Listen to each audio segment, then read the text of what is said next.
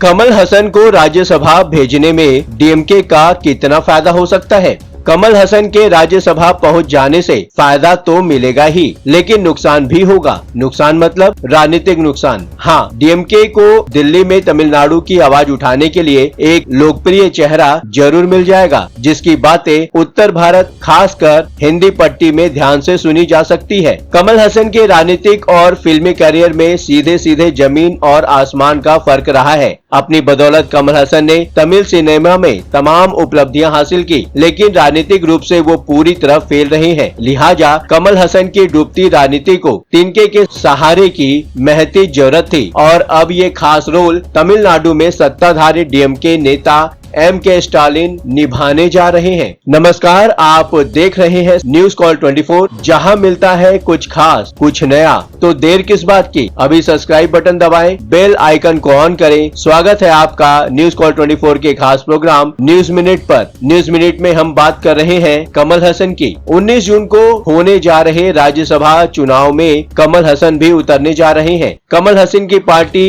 MNM का तमिलनाडु में DMK के साथ गठबंधन है और गठबंधन के तहत ही एम.के. स्टालिन ने राज्यसभा सीटों के कोटे से अपने हिस्से की एक सीट कमल हसन को दे दिया है। कमल हसन अपनी फिल्म ठग लाइफ के प्रमोशन के दौरान कन्नड़ भाषा को लेकर दिए अपने बयान के लिए विवादों में है और अपने बयान के लिए माफी मांगने से भी इनकार कर दिया है और इसे लेकर बीजेपी और कांग्रेस दोनों ही तमिल स्टार पर हमलावर हैं। अगर प्रत्यक्ष चुनाव होता तो कमल हसन को अपने बयान के चलते फायदा या नुकसान हो सकता था, लेकिन राज्यसभा चुनाव में तो पूरा मामला ही अलग होता है। देखा जाए तो कमल हसन को एक ऐसे ही मजबूत राजनीतिक सपोर्ट की सख्त जरूरत थी। ये तो साफ है कि कमल हसन को गठबंधन के कारण इतना बड़ा फायदा होने जा रहा है, लेकिन सवाल ये भी है कि क्या डीएमके को कमल हसन की वजह से कोई फायदा होने वाला है? मैं हूँ आपके साथ सुशील पांडे। बात समझनी है तो पूरी सुननी पड़ेगी। आइए एक एक करके आपको सारी बात बताते हैं।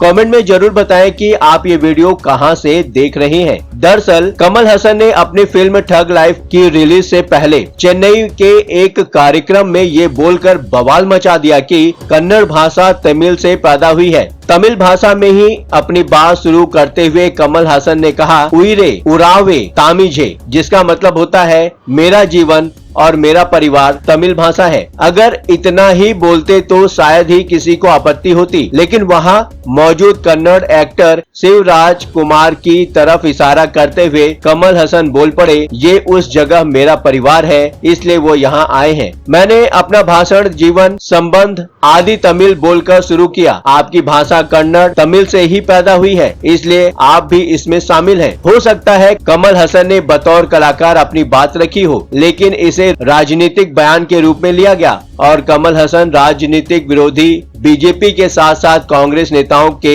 निशाने पर भी आ गए। कांग्रेस के साथ सीधे संबंध से तो कमल हसन इनकार करते हैं, लेकिन तमिलनाडु के डीएमके के गठबंधन में तो वो कांग्रेस के साथी हैं। भारत जोड़ो यात्रा में शामिल होने के मौके पर कमल हसन ने अपनी तरफ से साफ किया था कि कोई ये समझने की भूल न करे कि उनका झुकाव किसी पार्टी की तरफ है। बोले अगर 70 के दशक में मुझे राजनीति की इतनी समझ होती और आपातकाल होता तो भी मैं दिल्ली की सड़कों पर उतरता। मैंने ऐसा एकजुट भारत के लिए किया था। लेकिन कन्नड़ भाषा को लेकर कमल हसन के बयान पर कर्नाटक के मुख्यमंत्री सिद्धारमैया की बेहद सख्त प्रतिक्रिया आई है। सिद्धारमैया ने कहा है कन्नड़ का इतिहास बहुत पुराना है, बेचारे कमल हसन को इसकी जानकारी ही नहीं है। कन्नड़ भाषा पर बयान के लिए बीजेपी नेता आर अशोक ने तो कमल हसन को मानसिक रोगी तक करार दिया है। बीजेपी नेता अशोक कहते हैं मैं सरकार से गुजारिश करूंगा कि कर्नाटक में कमल हसन की सभी फिल्मों का बहिष्कार किया जाए, वरना वो मानसिक रोगी की तरह काम करते रहेंगे। बताते हैं कि 2024 के लोकसभा चुनाव से पहले डीएमके और एमएनएम के बीच हुए समझौते के तहत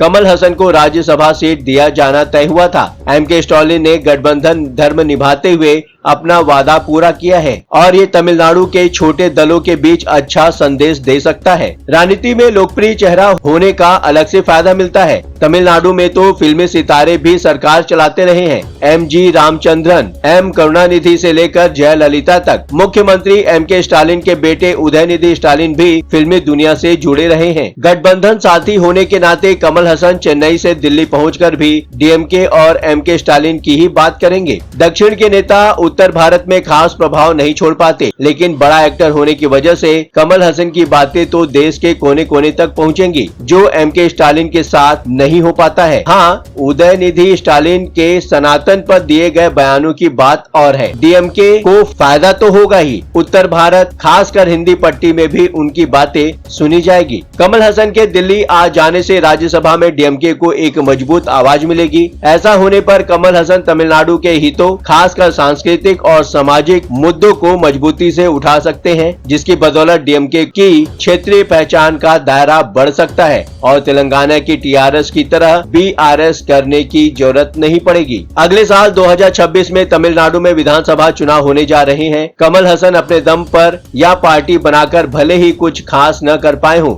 लेकिन DMK के पक्ष में चुनाव कैंपेन कर फायदा तो दिला ही सकते हैं। एक सच ये भी है कि हर मामले में एक्सचेंज ऑफर जैसा स्कोप भी होता है। जरूरी नहीं है कि DMK की तरह कमल हसन को भी वैसा ही फायदा मिले, क्योंकि कमल हसन ने DMK की मदद से राज्यसभा जाने का फैसला करके अपनी राजनीति खत्म कर ली है। फिर तो ये सवाल भी नहीं उठने वाला है कि MNM का अस्तित्व बना रहेगा या उसका भी DMK में विलय हो जाएगा। उम्मीद करता हूँ हमारा ये वीडियो आपको पसंद आया होगा। अब बारी है आपकी। यदि वीडियो पसंद आया हो तो वीडियो को लाइक करें, अपने दोस्तों के साथ इसे शेयर करें। बेझिझक अपनी राय कमेंट बॉक्स में जरूर बताएं। यदि आप अपनी बात न्यूज कॉल 24 तक पहुंचाना चाहते हैं तो वीडियो में दिए गए व्हाट्सएप नंबर 9998323655 पर आप हमसे व्हाट्सएप द्वारा सीधे संपर्क कर सकते हैं। फ्रॉड और धोखाधड़ी करने वालों से सावधान रहें। किसी भी प्रकार की जानकारी या तथ्यों की जांच के लिए आप हमारे व्हाट्सएप नंबर पर अपने सवाल और डिटेल्स भेजकर सीधे हमसे संपर्क कर सकते हैं। यदि अभी तक आपने हमारे चैनल को सब्सक्राइब नहीं किया है तो चैनल को सब्सक्राइब करके बन जाइए न्यूज कॉल 24 का परिवार। फिर मुलाकात होगी। लगातार खबरों के लिए बने रहिए न्यूज कॉल 24 के साथ।